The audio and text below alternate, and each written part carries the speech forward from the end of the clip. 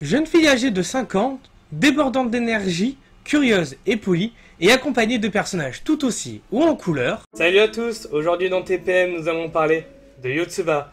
Alors, préparez votre thé, prenez un manga et installez-vous confortablement dans votre pouf. C'est parti.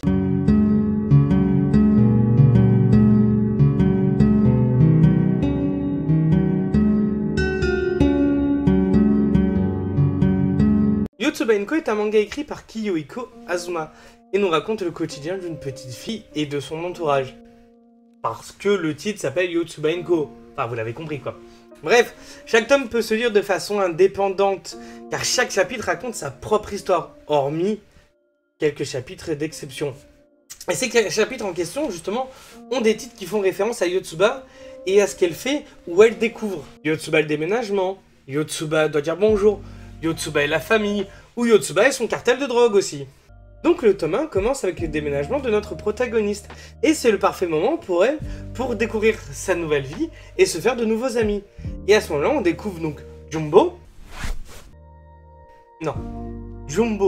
pas Jimbo, ainsi que ses voisines, Ena, qu'elle rencontre en faisant de la balançoire, Asagi qui lui fait preuve de sa force, et Fuka.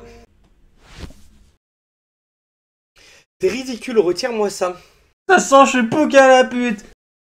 Dans ce premier tome, il y a un chapitre en particulier qui nous intéresse. C'est le chapitre sur Yotsuba et le réchauffement climatique. Donc, en allant chez les voisines pour remercier Fuka de lui avoir fait un dessin, Asagi lui montre ce que c'est que le climatiseur. Cet objet qui permet donc à une pièce de se rafraîchir. Ena explique donc à Yotsuba les conséquences du réchauffement climatique, comme quoi c'est mauvais pour la planète. Et à partir de cet instant, Yotsuba considère la clim et tous ceux qui l'utilisent comme des ennemis de la planète. Et donc elle va tout faire pour les battre. Elle a une énorme déception au moment où elle apprend que son père également utilise le climatiseur pour rafraîchir la pièce. Et ce chapitre se termine avec Asagi qui profite de l'innocence de Yotsuba pour lui expliquer comme quoi le climatiseur n'est pas si méchant que ça. Au contraire, il rafraîchit la planète plutôt que de le réchauffer. Et à partir de là, Yotsuba se réconcilie avec tout le monde et notamment se réconcilie avec son père. Et voilà, c'est tout pour ce tome 1 et putain, qu'est-ce que c'est bien, Yotsuba. Alors, je peux pas faire comme pour SNK ou d'autres mangas, faire un résumé grossier de l'œuvre, car les chapitres de Yotsuba sont indépendants. Donc, ils racontent leur propre truc. Au final, ça serait juste me répéter, ou alors juste des chapitres, il n'y a rien d'intéressant à raconter ou de drôle. C'est ce que j'aime dans cette œuvre. C'est le côté chill, antidépression. Alors Yotsuba sourire, rire et s'amuser comme une enfant de 5 ans. Et avoir aussi des réflexions dignes d'une enfant de 5 ans. Et ça fait beaucoup de bien. Et pour moi, c'est ce qui fait la force de ce manga.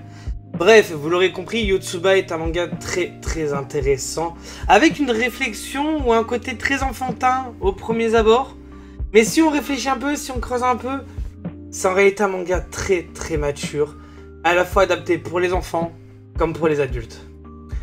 Merci à vous d'avoir suivi cette vidéo, j'espère qu'elle vous a plu, et si c'est le cas, n'hésitez pas à vous abonner, à lâcher un petit commentaire, je le lirai avec plaisir, ou un petit pouce bleu. C'était Flame, et je vous dis à bientôt pour un TPM. Ciao ciao.